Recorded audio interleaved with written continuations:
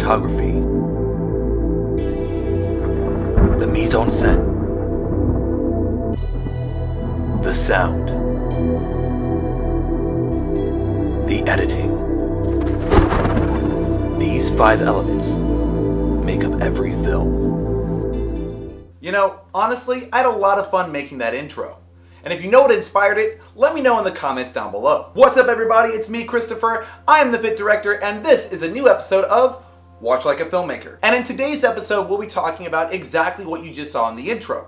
The 5 elements that make up a great film. And when I say great film, what I actually mean is that these 5 elements are usually used in critique of what makes a great film. Now, all art is subjective and relative to our personal experience, so that's not really what's taking into play. These 5 elements kind of break down a way to understand and break down what is a good film versus a bad film, outside of our own personal interpretation and feelings of art. But this is Watch Like a Filmmaker, so I'm not going to leave you at just that. We're actually going to break down these 5 elements today in the video, starting with our first one, which is something we have talked about many times before, which is narrative.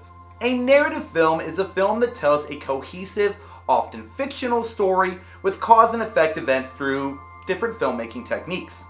Narrative films entail 2 components, the story itself and the process of telling the story or narrative. So let's break that down more outside of a true definition of it. What does narrative mean? Basically, it's the story. So when you're critiquing a good film or bad film, the narrative leaves that fine line on whether or not it's a good story. Did you get something from it? Did you feel something from it? And what filmmaking techniques were used to tell that story? Did it convey the message that the filmmaker was intending? The director, executive producer, whoever. Did it make sense? Did it have a beginning, a middle, and an end? So these are all factors that are contributed to it, but in its entirety, narrative basically means the story of the content we're watching. But that is just one of the 5 elements we're going to be talking about, and we have 4 more to go. So let's continue with our next one, which is cinematography. Cinematography at its base roots is the art and the technology of our favorite films, episodes, and content. It involves such techniques as the general composition of a scene, the lighting of the set or location. It involves the cameras, the lenses, the camera angle, and the movements, and even the integration of special effects. So when you're looking at the whole picture and what the actual art form is in film, episodes, content, it's actually cinematography we're talking about. That is one of the true art forms in this visual medium. So cinematography has actually a lot of different aspects, but it all goes back to that first element we mentioned, which is narrative. The cinematography is just a visual medium and the art form that tells the story. It's what we're enjoying, it's what we're seeing. But it is only just the second element of our 5. Our third element, the mise en scène. Now, a mise en scène may seem very complicated, but most of the time it goes unnoticed, even though it adds a ton of production value. Because a mise en scène basically is a term used to describe the setting of a scene. It refers to everything placed in the scene or in front of the camera, including people. So a mise en scène was introduced to me first in the theater because as a stagehand, you're constantly moving props and people across the stage, extras, trees. So that's kind of where mise en scène started for me. But as I got more into film and filmmaking, it meant so much more. Take for instance, if you're in a cafe. Every person in that cafe, of course, is there to work or to create the scene. So to make a realistic cafe, you probably need a barista. You probably need cafe goers. Now, that all makes up the mise en scène. But what else? There'd probably be shelves with coffee mugs on them and the ingredients for each drink that they're making, depending on how detailed you want to get with the scene. And of course, that's not including what the characters are wearing in the background. But no matter what, when you understand the mise en scène, you get to appreciate more of what you're watching because you understand every detail that went into that was put there on purpose. Anything in front of the camera can be considered the mise en scène, of course, but when you get to watch it a little bit closer, some of your content just adds a little bit more value. You can understand some of the hard work that goes into it when everything is placed there. Rewatch some of your favorite content and take a look at some of the background stuff that you may not have noticed in your first watch through because you're actually enjoying the mise en scène and everything that went into making that possible. Now that's kind of a rough definition and example of what mise en scène is, and as a more complicated topic that could fill up an entire episode and may in the future. But this is an episode right now of the 5 elements. And if mise en scène is number 3, our 4th one, as we continue, is sound. Now sound is one of the more magical and unseen elements of a film, but makes it that much better. Because sound includes music, dialogue, sound effects, ambient noises, or any background noises in soundtracks. And every sound you hear is used to enhance the total experience. I don't need a ton of examples to explain sound. What you're hearing right now, my voice, is an element of sound.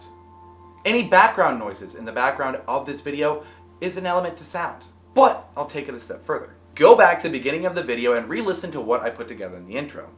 Now, I can't show you visually what sound is, but if you listen closely in the intro, you'll actually hear different elements, including music, and you'll also include thunder, in a way to build up an ambience. My idea for sound in that intro was to not only enhance the actual images we're seeing, but also add a little bit more of a dramatic flair as we talk about the 5 elements of film.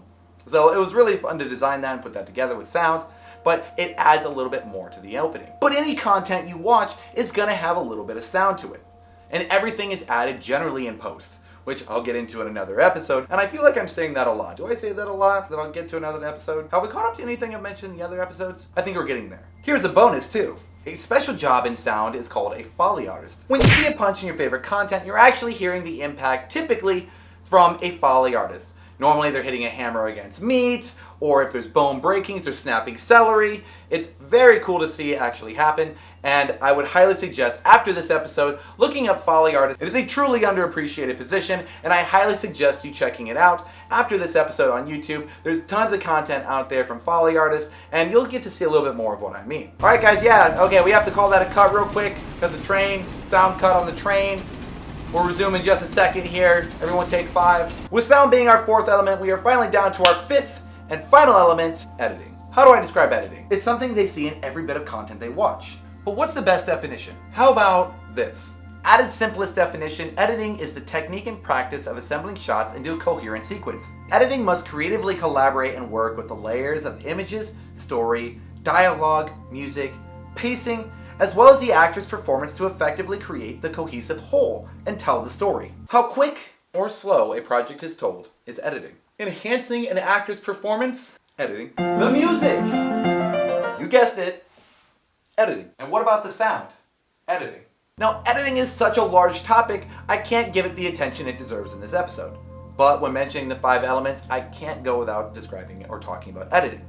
Now, if you want to see a different episode where I touch base on a little bit of editing, down below you'll see a link for an episode I did on color correction and color grading, which of course is a part of the editing process. But for you audience members out there, I will leave you with this so you can kind of get another example of editing outside of this video. Take, for example, the Justice League versus the Zack Snyder cut of the Justice League. Both of these films include some of the same content with some additions here and there added to tell the story cohesively. But with different colors, different cuts, different extended scenes, not only do you get to see the difference in editors, but you also get a chance to see where editing may tell a different story entirely versus what the director had in mind, or the screenwriter had in mind. So I'd highly suggest checking out those movies, comparing them side by side if you haven't already, for a different perspective on editing. But that is 1, 2, 3, 4, 5 elements to filmmaking and completes the episode. Now, any visual art form is subjective and relative to our own personal experiences, whether that is our favorite film, our favorite episodes, or some of our favorite content here on YouTube. But when you look at the 5 elements together, you get a chance to look past your personal feelings and subjective belief to the art form, and look at it more critically. Whether it's good or bad moves past our own personal beliefs and feelings towards it. So I encourage you to take another look at some of your favorite content, and re-look at the narrative, the mise en scène, the sound, the cinematography, and the editing. Does it feel the same way as you watched it the first time? Do you enjoy it more?